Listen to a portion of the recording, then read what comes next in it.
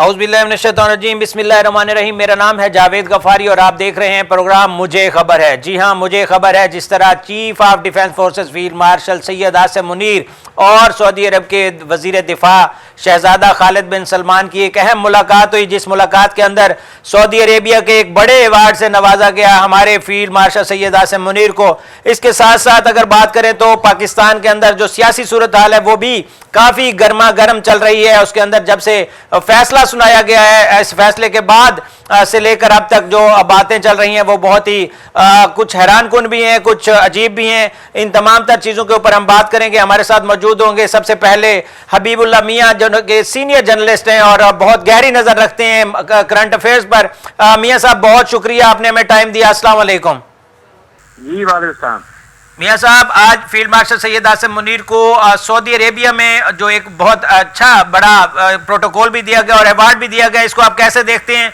अगर हम कल की स्पीच देखें तो उसके अंदर भी उन्होंने सऊदी अरेबिया के ख़ास तौर पे अपने साथ पाकिस्तान के साथ मुमासलत की और एक इकाई है हमारी, वो है ला इलाहा इल्लल्लाह, और आज ये अवार्ड मिला। और उस अवार्ड के साथ ही मैं ये भी बताता चलूँ कि भारत जो है उसको शदीद तकलीफ पहुंची है। तमाम तर जब भी पाकिस्तान को कोई बेहतर सरगर्मी कहीं नजर आती है तो भारत जो है वो जल के खाकसर हो जाता है। आप क्या कहेंगे इस तमाम तर सूरत हाल के ऊपर?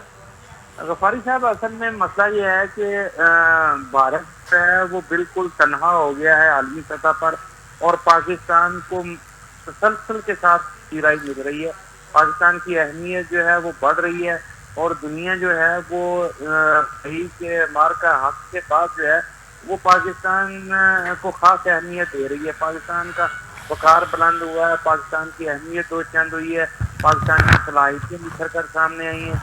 पाकिस्तान की अफवाज ने जो है वो वाले कारनामे कर दिखाए हैं जो कि शायद दुनिया के लिए गिरता हैरत हैं, क्योंकि उन्होंने ऐसी एक जदीद जंग लड़ी है जिसका अभी तसव्वुर मुमकिन नहीं था। और वो लोग जो है वो ये समझने की कोशिश कर रहे हैं और पाकिस्तान को इस हवाले से जो है वो जिसको कहते हैं ना सर्टिफाइड एक्सपर्ट, तो वो जा रहा है। यही वजह है कि सऊदी अरब ने भी पाकिस्तान के साथ जो है वो एक दफाई माहिदा भी किया हुआ है। और इससे पहले जो था इंडिया वो मिडल ईस्ट में बहुत ज़्यादा इन्फ्लुएंस रखता था। आपने देखा होगा कि मुत्तहिदा अरब अमारात समेत सऊदी अरब समेत दीगर ममालिक जो थे वो भी इंडिया के साथ अपने तल्लुकात डेवलप कर रहे थे, लेकिन ये इसके बाद मई के मार्का के बाद यूटर्न आ गया और ये सारे मामला जो हैं वो पाकिस्तान के हक में चले गए हैं। अब लोग पाकिस्तान के साथ रिलेशन डेवलप कर रहे हैं। आलमी सतह पर इंडिया को उनकी तन्हाई, भारतीय तन्हाई का सामना करना पड़ा है, जबकि पाकिस्तान के लिए दुनिया के दरवाजे खुल रहे हैं। तो यही वजह है कि इंडिया को जाहिर है उनको तो एक तकलीफ होनी है। हमें जो है वो इस सारे सिनेरियो से फ़ायदा उठाना चाहिए और पाकिस्तान जो है वो सफारती सतह पर भी आगे बढ़ रहा है और दुनिया के साथ माहिदों में भी आगे बढ़ रहा है, लेकिन इसमें हमें थोड़ा सा अपनी मैशत को और अपने मियाँ साहब अल्हम्दुलिल्लाह हमारी जो मैशत है वो भी बेहतर हो रही है और 2022 के बाद ये शायद पहली दफ़ा है कि जो उस वक्त एसेट से उसमें एक्सीड हुआ है। ये एक अच्छी खबर जो थी वो आज हमें मिली। और इसके साथ साथ मैं बात करना चाह रहा हूँ बांग्लादेश के हवाले से। जैसे ही बांग्लादेश के साथ हमारे मरासिम बेहतरीन हो रहे थे और हम बड़ा अच्छा उनके साथ चल रहा था और उसमें देखें भारत ने जो एक तरह से फिर वही अपनी हरकत जो है वो की और राह के गठजोड़ से एक एक्टिविटी करवाई। वहाँ पे एक जो उस्मान हादी हैं जो कि रहनुमा थे यूथ के, उनको उन्होंने मर्डर करवा दिया और उसके बाद उसको मानते भी नहीं हैं। तो और अब जो बातें कर रहे हैं वो पाकिस्तान और ISI को इन्वॉल्व करने की कोशिश कर रहे हैं। इस पर आप क्या कहेंगे कि क्यों, हमें क्या जरूरत है? हमारा तो बहुत अच्छा ताल्लुक है उनके साथ और जो मौजूदा सिनेरियो है उसके अंदर हमारा तो अल्हम्दुलिल्लाह पाकिस्तान और बांग्लादेश दोबारा बहुत कुर्बत में जा रहे हैं। देखिए, एक ना निज़ाम कुदरत भी है। तारीख का पहिया बहुत आहिस्ता से चलता है, लेकिन तारीख का पहिया जो होता है ना वो हक़ाइक़ को कभी कभी वो सामने ले आता है। इंडिया पाकिस्तान पर मुसलसल दबाव क्रिएट कर रखा था, इसके दहशत गर्दी को प्रमोट करता, बल्कि हम पर तो बहुत ज़्यादा जो है वो दबाव था कि जी इसे दहशत गर्द मुल्क करार दिया जाए। تو آج وہ ایکسپوز ہو گیا انڈیا، وہ خود دہشت گرد ملک بن گیا ہے۔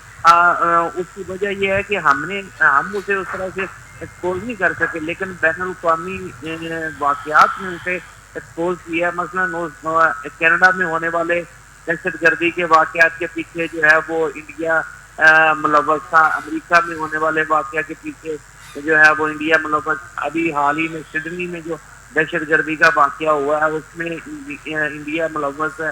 اسی طریقے سے بے شمار اور ممالک میں ہونے والے واقعات کے پیچھے جو ہے وہ راہ پوری طرح ملوث ہے۔ اور ابھی حال ہی میں جو جس طریقے سے جو وہ ایکسپوز ہوا اور کھل کے سامنے آیا ہے، ایران میں انہوں نے جو کچھ کروایا تھا، اور اس کے بعد افغانستان میں جو ہے پراپرٹی کر رہا ہے، اور وہاں جو ہے وہ دہشت گردی کے لیے نہ صرف فنانسنگ کر رہا ہے بلکہ ان کو ٹیکنالوجی فراہم کر رہا ہے، ان کو ان کا سرمایہ بنا ہوا ہے، اور اس سے وہ صرف اس کا مقصد جو ہے وہ پاکستان کو دباؤ کریٹ کرنا، تو وہ تو اس کو الٹا پڑ گیا۔ اور جو بنگلہ دیش جو ایک سازش کے تحت علیحدہ کروایا گیا تھا، آج وہ پاکستان کے ساتھ دوبارہ آن ملا اور انڈیا ایکسپوز ہو گیا۔ ابھی بھی جو وہاں طالب علم رہنما دانی کو جو ہے وہ شہید کیا گیا ہے، اس کے پیچھے جو ہے وہ انڈیا پوری طرح ملوث ہے، ان کی پوری قوم جان گئی ہے بنگلہ دیش کی، اور وہ آج شدید نفرت پائی جا رہی ہے بنگلہ دیش میں انڈیا کے خلاف، اور ان کے تعلقات جو ہیں وہ انتہائی برے ترین دور میں داخل ہو گئے ہیں، اور وہ مطالبہ کر رہے ہیں جی کہ حسینہ واجد کو بھی ہمارے حوالے کرو اور دانی کے قاتلوں کو بھی ہمارے حوالے کرو۔ تو یہ ساری چیزیں جو ہیں یہ انڈیا بیڈ پیج چل رہا ہے، اور وہ کہتے ہیں نا چور چوری سے جائے ہیرا پھیری سے نہ جائے۔ حسینہ واجد کو اقتدار سے تو ہٹا دیا، لیکن وہ وہاں پہ بیٹھ کے اپنے جو پہلے سے ان کی محبت میں گرفتار تھے ان کے ساتھ بیٹھ کے یہ پلاننگ کر رہی ہیں، اور دیکھیں کس طرح انہوں نے دوبارہ ایک طرح سے انارکی مچا دی ہے۔ درست آپ نے کہا، لیکن دیکھیں نا میں جو بات کر رہا تھا نا کہ نظام قدرت ہے، قدرت ان انڈیا کو اس طرح ایکسپوز کرتی جا رہی ہے، جو وہ ان معاملات میں جو ہے وہ آگے بڑھنے کی کوشش کرتے ہیں، وہ کوئی نہ کوئی مدعا ہم پہ ڈالنے کی یا وہ دوسرے ملکوں میں جو ہے وہ اپنا اثر و رسوخ بڑھنے کی کوشش کرتے ہیں، وہ ان کے الٹا کھاتے میں پڑ جاتا ہے، اور وہ دنیا کے سامنے آ جاتی ہیں چیزیں، اور بری طرح وہ جو ہے وہ ہر فیلڈ میں بہت بری طرح انڈیا ایکسپوز ہو رہا ہے، اور پاکستان کی گڈی جو ہے نا وہ اس وقت ساتویں آسمان کو چھو رہی ہے الحمدللہ، اور اللہ تعالیٰ خیر کریں گے انشاءاللہ، کوشش ہوگی کہ اس کو اسی طرح یہ اوپر رکھیں۔ آپ آج 2022 کے بعد زر مبادلہ ہمارا جو ہے وہ اب اوپر آیا ہے، اس کو آپ کیسے دیکھتے ہیں؟ ابھی اسی آپ کی بات سے ہی منسلک کر رہا ہوں کہ آپ نے کہا کہ پاکستان کی گڈی الحمدللہ چڑھی ہوئی ہے، اس گڈی کو کم کرنے کے لیے شاید ہی کسی کو ابھی کوشش کر سکے، کیونکہ بھارت نے کوشش کر کے دیکھ لی، وہ مئی کے اندر ان کو کس طرح آپریشن سندور کے اندر ہم نے ان کا کریا کرم کر دیا۔ ابھی ذخائر جو ہیں وہ 2022 کی بلند ترین سطح پر پہنچ گئے ہیں، پاکستان کی مجموعی زر مبادلہ ذخائر 21.2 ارب ڈالر تک پہنچ چکے ہیں، یہ نمبر ہے اسٹیٹ بینک آف پاکستان کا، اس بارے میں آپ کیا کہیں گے؟ سائن ہے، لیکن میں آپ کو بتاؤں غفاری صاحب، جب تک پاکستان کے انٹرنل استحکام نہیں آتا، جب تک افراتفری کی لہر ختم نہیں ہوتی، جس کے ہم نتائج جو ہے نا یا اس کے ثمرات کو نہیں سمیٹ سکتے اس طریقے سے، تو سب سے پہلے ہمیں جو ہے نا وہ کوشش کرنی چاہیے پاکستان کے داخلی استحکام کی، اور پاکستان کا سرمایہ کار جو ہے وہ اب جب تک اپنا سرمایہ نہیں نکالے گا اس وقت تک جو ہے پاکستان کے جو اندرونی کاروبار ہے وہ اس طرح سے نہیں پنپ سکتا۔ اس وقت لوگوں کو جو ہے نا بے روزگاری کا سامنا ہے، مہنگائی کا سامنا ہے، بلا شبہ یہ جو زر مبادلہ کے ذخائر پڑ رہے ہیں اس کا امپیکٹ آئے گا معیشت پر، اور آ بھی رہا ہے، لیکن اس کے جو ثمرات ہیں وہ عوام تک، گراس روٹ لیول تک اس وقت پہنچیں گے جب آپ کا اندرونی ملک جو ہے سرمایہ کار ایکٹیو ہوگا، وہ سرمایہ۔ میاں صاحب آپ نے اندرونی ملک کی بات کی تو ہم تھوڑا اندرونی سیاست کی بھی بات کر لیتے ہیں۔ ٹھیک ہے، افغانستان اور بنگلہ دیش یہ جو بھارت ہیں یہ تو ہمارے دشمن ہیں اور ان کے ساتھ ہماری لڑائی ہے، لیکن پاکستان کے سیاسی منظرنامے کو کیسے دیکھتے ہیں؟ خاص طور پہ یہ جو ابھی سزا سنائی گئی اس کے بعد آپ نے دیکھا کہ ٹیمپریچر ایک دفعہ پھر بڑھا، لیکن وہ بات کہ بانی پی ٹی آئی مسکرا رہے تھے اور اس کے بعد جو ایک نیا بیانیہ دیا گیا کہ اس طرح کی سزائیں کوئی فرق نہیں پڑتی ہیں، اور ادھر سے آپ نے دیکھا کہ بانی پی ٹی آئی کے بیٹے بھی متحرک ہیں، وہ بھی انٹرنیشنل میڈیا کو انٹرویوز دے رہے ہیں، تو اس کو آپ کیسے دیکھتے ہیں؟ یہ کوئی چینج آئے گا؟ سیاسی منظرنامہ بھی ہمارا اس طرح مستحکم ہوگا 2022 کے بعد جو گراوٹ آئی ہے؟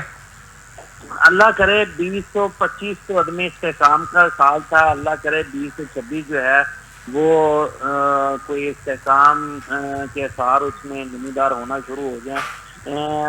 جو آپ نے بات کی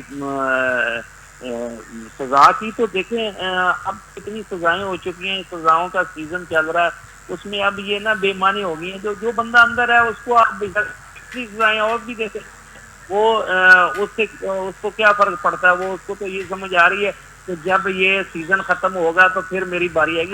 ہمارے وزیر اطلاعات نے تو بڑی بات کر دی کہ 17 سال کی سزا کے بعد 14 سال کی شروع ہوگی، تو ابھی تو یہ ایک سزا ابھی شروع نہیں ہوئی اور دوسری سزا کا ساتھ ہی الارم انہوں نے کر دیا۔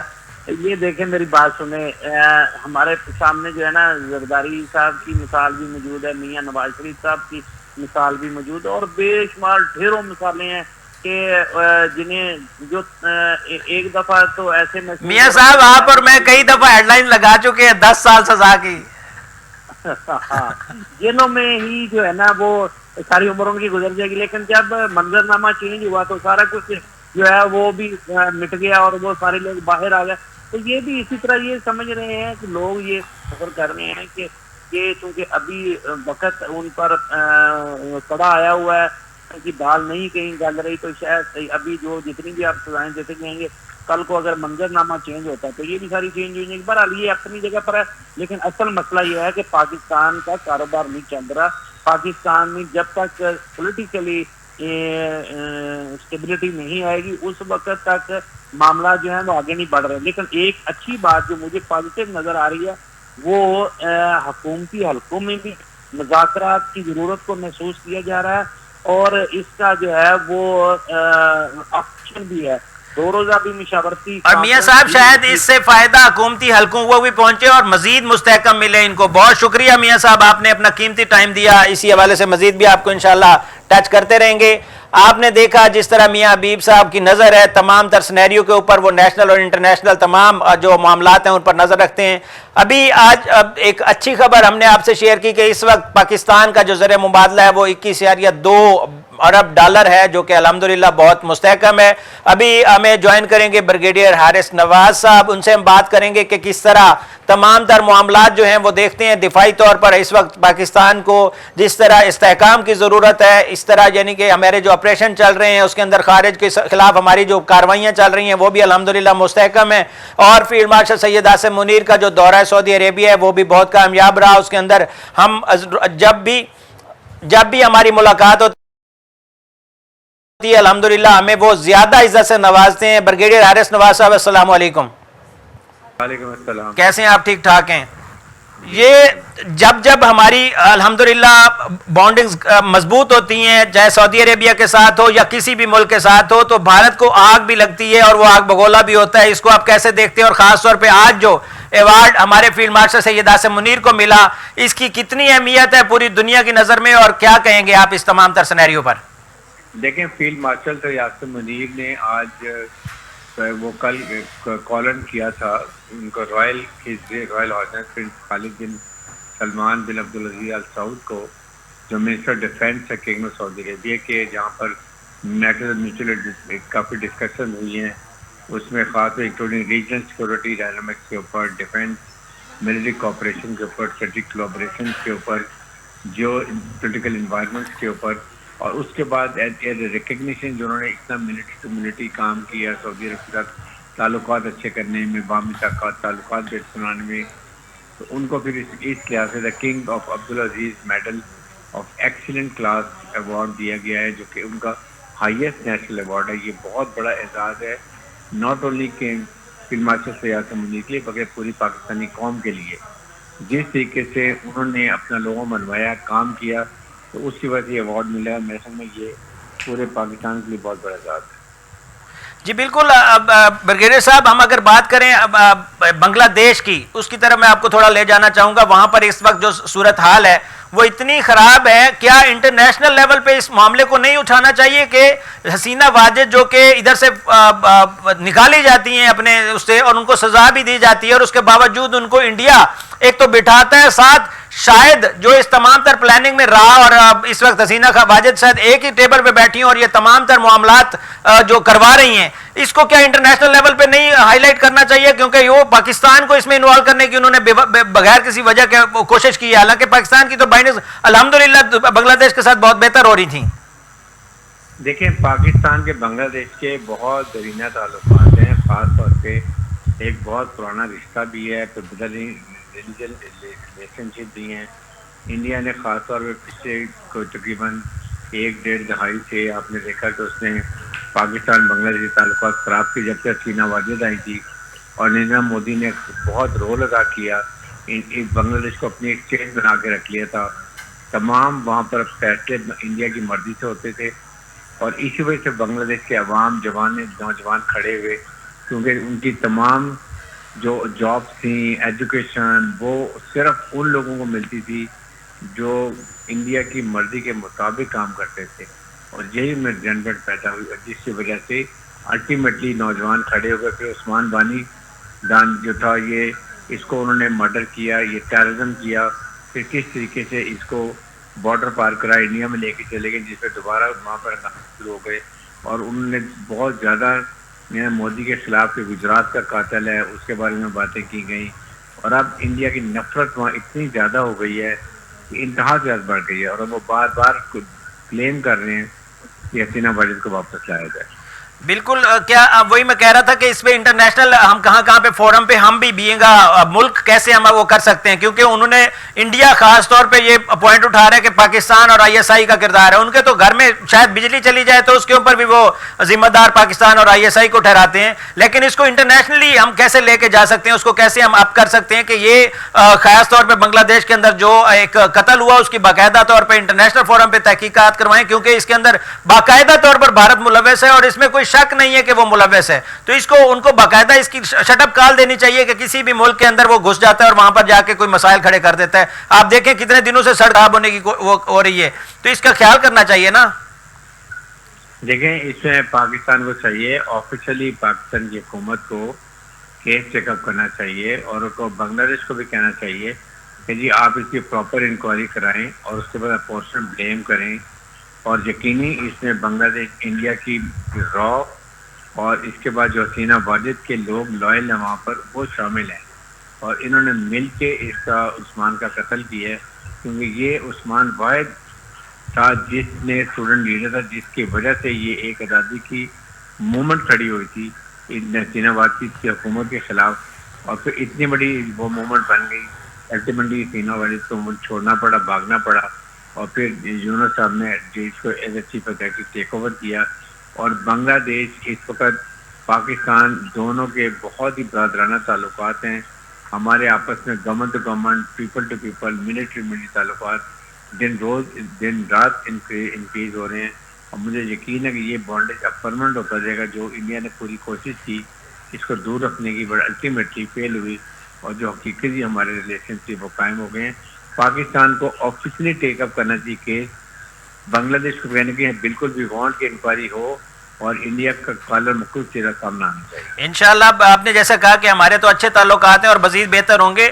یہ جو افغانستان ہے اس کو کیسے شٹ اپ کال دی جائے, اس کا بھی تو وہی معاملہ ہے. یہ خارج کو بھی رکھتا ہے, ہمارے خلاف دہشت گردی کو پنپنے بھی دیتا ہے اور وہاں پر پالتا بھی ہے. ہم لوگ کوشش بھی کر رہے ہیں, اور جیسے کہ کل فیلڈ مارشل سعید آصف منیر کی ایک سٹیٹمنٹ بھی ہم نے سنی جس کے اندر وہ کہہ رہے ہیں کہ یا تو خارج کو رکھیں یا پھر پاکستان کے ساتھ تعلقات رکھیں. آپ کو اس کو کیسے دیکھتے ہیں؟ دیکھیں, پاکستان کا اسٹانس بڑا کلیئر ہے.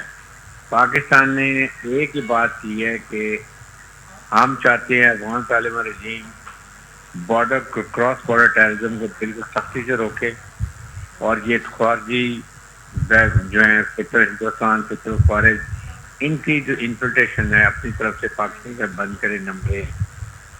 اور پھر سیکنڈ یہ کہ وہ ڈیسائیڈ کر لے کہ وہ پاکستان سے ریاست تعلقات قائم رکھنا چاہتے ہیں یا وہ دہشت گرد تعلقات قائم کرنا چاہتے ہیں. اور سیکنڈ, جتنی تشکیلیں وہاں سے آتی ہیں ان میں 70% جو ہوتے ہیں وہ افغان نیشنل ہوتے ہیں, اور ان کے ویپن ایمونیشن بھی امریکن ساخت فورس ہے، جو کہ بہت تشویش کی بات ہے. اسی لیے ہم نے ان کی لاجسٹک سپورٹ بند کر دی ہے، افغان ٹرانزٹ کو روک کے رکھا ہوا ہے، تاکہ ان کو سمجھ آنی چاہیے کہ پاکستان کے ساتھ ان کے تعلقات اس طرح ہم نے ہمیشہ ان کی مدد کی، ہر وقت پہ افغان عوام کے ساتھ کھڑے ہوتے ہیں، لیکن ان کو بھی ریئلائز کرنا چاہیے اور وہ جا کے انڈیا کے جو پراکسیز بنے ہوئے اس کو ختم کرے اور پاکستان کے تعلقات بہتر کریں. تو ظاہر ہے کہ کراس بارڈر پہلے بند کر دیں گے تو ہم انتظار کریں گے، مدد کرنے کی تیار کریں. بہت شکریہ بریگیڈیئر صاحب، آپ نے اپنا ٹائم بھی دیا اور اس کے اندر تمام تر معاملات پہ بات بھی کی. آپ کا بہت شکریہ. جی آپ نے سنا بریگیڈیئر حارث نواز جو کہ دفاعی تجزیہ کار بھی ہیں اور بہت گہری نظر رکھتے ہیں ملک کی صورتحال پر اور انٹرنیشنل افیئرز پر. جب بھی کہیں پہ بھی پاکستان کے معاملے پر بات چیت کی جاتی ہے تو بریگیڈیئر صاحب ایک بہت اسٹرانگ موقف دیتے ہیں. ابھی ہم اس تمام تر معاملات کو آگے بڑھاتے ہوئے جیسا کہ آپ دیکھ رہے ہیں کہ بنگلہ دیش کے اندر ایک طرح سے انارکی ہے اور اس انارکی کے ذمہ دار ہمیشہ کی طرح بھارت ہی ہے، اور بھارت نے کبھی بھی ایسی کوشش نہیں کی جس سے امن کی بات کی جائے. ہمیشہ اس طرح کی بات کرے گا جس کے اندر مودیت کی بو آئے گی. ہم تو یہی کہہ سکتے ہیں کہ مودیت کی بو سے پرچار اس وقت نریندر مودی کی حکومت جو ہے، اور خاص طور پہ جو ان کا جو اس وقت ایکٹیویٹیز چل رہی ہیں، نہ صرف وہ پاکستان کے اندر بلکہ بنگلہ دیش اور افغانستان کے اندر بھی وہ کہیں نہیں پہ امن کی قیام کے لیے بات نہیں کرنے دے رہے، کہیں پر بھی امن کی بات نہیں رہنے دیتے. جہاں پر بھی ان کا سایہ پڑتا ہے، یہ منحوس سایہ جب سے مودی بھارت کی حکومت پر براجمان ہوا ہے، یہ منحوس سایہ ہمیشہ تمام ملکوں کے لیے اور تمام لوگوں کے لیے پریشانی کا باعث ہے. اب یہ نہیں کہ وہ باہر ملکوں غیر ملکوں کے اوپر پریشانی کا باعث ہے. بلیو می، ایسے کئی مسلمان ہیں، کئی ایسے سکھ ہیں جو اس نریندر مودی کی وجہ سے ملک چھوڑ گئے، اور کئیوں کو میں جانتا ہوں جو کہ اس دہائی کے ساتھ بیٹھے ہوئے ہیں کہ ہمارے کیونکہ ہم مسلمان ہیں اور ہمیں یہاں پر اذیت کا نشانہ بنایا جاتا ہے. آپ سکھ کی خالستان مہم کو دیکھ لیں، وہ کس طرح پنپ رہی ہے اور کس طرح بڑھ رہی ہے، اور خالستان والے بھی یہی کہہ رہے ہیں کہ یہ مودی جب سے آیا ہے اس نے بھارت کے اندر ہمارا جینا حرام کر دی ہے. اور لوگ جو ہیں وہ باہر کا رخ کر رہے ہیں، نہ صرف کینیڈا کے اندر اور باقی بھی کئی جگہ کے اوپر آپ کو یہ ملیں گے. ایک دفعہ پھر ہم سیاسی منظرنامے کی بات کرتے ہیں، اور جس طرح سیاسی صورتحال تبدیل ہوئی اس کیس کے بعد جب یہ فیصلہ سنایا گیا، اور اس میں ہم دیکھ رہے ہیں کہ قومی امن کمیٹی کانفرنس کا بھی ایک انعقاد کیا اسلام آباد کے اندر، اس میں ہم نے مختلف رہنماؤں کی سپیچز بھی سنی، جرنلسٹ بھی وہاں پر موجود تھے، سیاستدان بھی وہاں پر موجود تھے، اور سب سے بڑھ کے وہاں پر بانی پی ٹی آئی کی سپیچ بھی چلائی گئی، اور اس کے اندر باقاعدہ طور پر بتایا گیا کہ کس طرح وہ اپنے آپ کو باہر سرگرم رکھیں اور دوبارہ اس میں آئیں. ہم بات کریں گے، ہمارے ساتھ موجود ہیں سینئر ایڈوکیٹ ہیں اور بہت ماشاءاللہ گہری نظر رکھتی ہیں ناہید بیگ صاحبہ. کئی پروگرامز میں ان کے ساتھ بات بھی ہو چکی ہے اور ان سے ملاقات بھی ہوئی، تو انہوں نے بڑا اچھے طریقے سے تمام تر معاملوں کے اوپر بات چیت کی. ناہید بیگ صاحبہ السلام علیکم. السلام علیکم جاوید صاحب، کیسی ہیں آپ؟ ٹھیک ٹھاک ہیں؟ اچھا ناہید بیگ صاحبہ، یہ جو موجودہ سیاست چل رہی ہے اس پر آپ کیسی بات کریں گی؟ کیونکہ آپ ہمیشہ موجودہ سنیریو کو دیکھ کر بات کرتی ہیں. ابھی سیاسی پارا جو ہے وہ کافی ہائی ہے، اور اگر ہم دیکھیں کہ اسلام آباد سے لے کر خیبر سے لے کر کراچی تک ایک ہی بات چل رہی ہے کہ یا تو یہ معاملات کو بہتر کر لیں سیاسی طور پر، یا پھر دوبارہ پی ٹی آئی شاید سڑکوں پر آئے گی. آپ اس کو کیا سمجھتی ہیں، کیسے دیکھتی ہیں؟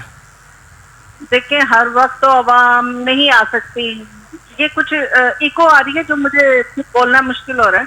جی اوکے اس ایکو کو ٹھیک کرتے ہیں، ٹیکنیکلی اس کو ٹھیک کریں، اور جی آپ بات کو جاری رکھیں. اچھا جاوید بھائی، دیکھیں ہر وقت تو عوام نہیں آ سکتی نا سڑکوں پہ، وہ بھی تھک گئے ہیں، ان کو بھی ایک جو ہے جو ڈیلیورنس ہے وہ چاہیے، ان کے مسائل حل ہونے چاہیے، ان کو جاب ملنی چاہیے، یوتھ کو ایک جگہ ملنی چاہیے جہاں پہ وہ جا کے اپنی پروڈکٹیوٹی دکھائے اور پھر جا کے ارننگ ہو. ٹھیک ہے، ہر وقت سڑک پہ آ کے نہ ان کا پیٹ بھرتا ہے، نہ ان کی فیملیز چلتی ہیں، اور نہ ملک اتنی طرح ترقی کرتا ہے. یہاں پہ کوئی انقلاب تو نہیں آنا نا، کوئی ہم لوگ یہ تو نہیں کر رہے تو اسلام کے خلاف تو نہیں چل رہے. ٹھیک ہے، جو اس وقت جو سیناریو چل رہا ہے وہ یہ چل رہا ہے کہ تینوں اور چاروں، بلکہ چاروں صوبوں کا ایک ہی کام ہونا چاہیے، اور وہ ہونا چاہیے اسٹیبلٹی. اب اسٹیبلٹی نے ایک سٹیپ اٹھایا ہے، ہمارے ملک کو لوگ جاننے لگ گئے ہیں، جس کا پہلا اقدام اس طرح سے آپ دیکھ لیں کہ جب کہا گیا کہ انڈیا یہاں پہ آ کے چیمپئنز ٹرافی نہیں کھیلے گا، تو ہم نے بھی ایک سٹیپ لیا اور ہم اس کے اوپر فرم رہے کہ پھر پاکستان بھی انڈیا جا کے میچ نہیں کھیلے گا. آپ کو پتہ ہے اس وجہ سے انڈیا کو کتنا لاس ہوا ہے، اس کو جانا پڑا ہے، جہاں پہ بھی نیوٹرل جگہ بنائی گئی ہے اس سے اس کو فائنینشلی اور ویسے بھی دوسری ٹیموں نے بھی ان کے خلاف بولا. اب ہم آ جاتے ہیں اکنامکس کے اوپر. جہاں جہاں پہ بھی ہماری ٹریڈ چل رہی تھی رک گئی تھی وہ ٹریڈ دوبارہ شروع ہو گئی ہے. ہمارے جو انٹرنیشنل رابطے ہیں وہ کھل گئے ہیں. آپ نے دیکھا ہوگا ہمارے وزراء اور ہماری جتنی بھی ڈپلومیٹک اور ایمبیسڈرز ہیں وہ ہر جگہ پہ اس کو انشور کر رہے ہیں کہ پاکستان کا جھنڈا سب کے بیچ میں نظر آئے, ایک نمایاں اس کی کارکردگی نظر آئے. جیسے کہ ابھی انہوں نے ایک فالس اور مس ریپرزینٹیشن کی تھی, ایک فیک نیوز چلائی تھی آسٹریلیا میں جو ہوا تھا. جی جی. اور ادھر آپ کو پتا چلا کہ بیچ میں پتا چلا کہ وہ تو تھا ہی انڈین اوریجن کا, اور انہوں نے پاکستانی جو ہے اس کو شو کر کے پاکستان کو بدنام کیا. تو پاکستان نے جو اس کی سفرنگ کی ہے, پاکستان کو جو یہ ڈیمیج لے گا انڈیا کا. اسی طرح اب آپ دیکھیں ہمارے ملک کے اندر جو سیکیورٹی فورسز ہیں انہوں نے کتنی اسٹیبلٹی لے آئی ہیں. اسپیشلی یہ ایریا جو کہ پنجاب ہے ڈیپلی پاپولیٹڈ ہے, اس میں کس قدر جو ہے وہ فورسز نے اپنا اپنا کام کر کے جنہوں نے قبضے کیے تھے وہ چھڑوایا گیا ہے. خواتین کو تحفظ مل رہا ہے.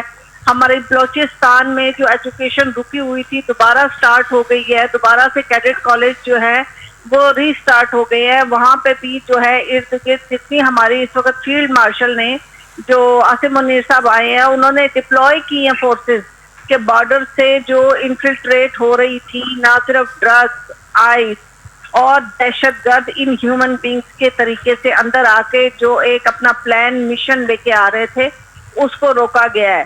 اور اس رکنے کی وجہ سے ہی اسٹیبلٹی آئی ہے.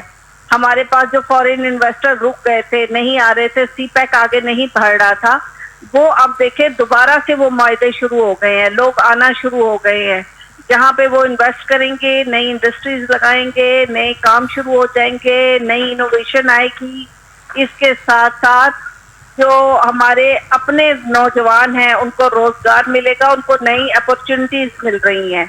یہ ساری چیزیں جو ہیں ملک کو ترقی کی طرف لے کے جا رہی ہیں. لا اینڈ آرڈر سچویشن ٹھیک ہو گئی ہے, ایک اوپن انوائرمنٹ مل گیا. ہر کوئی اپنے جہاں پہ فیک نیوز اور یہ چیزیں بولنا شروع کرتے تھا اس کا پیکا ایکٹ آ گیا. ناہید بیگ صاحبہ, ابھی آج کی خبر یہ ہے کہ آج الحمدللہ پاکستان کے جو 2022 کے وہ تھے اس وقت کے ریسورسز سے آج اس سے بڑھ گئے ہیں, اور الحمدللہ یہ 3 سال کی وہ ایکٹیویٹی ہے جو کہ ہماری حکومت نے کی اور جس کا تذکرہ آپ کر رہی ہیں. اس وقت ہمارے زر مبادلہ جو ہیں 21.1 ارب ڈالر تک پہنچ گئے ہیں. جی اپنی بات جاری رکھیں.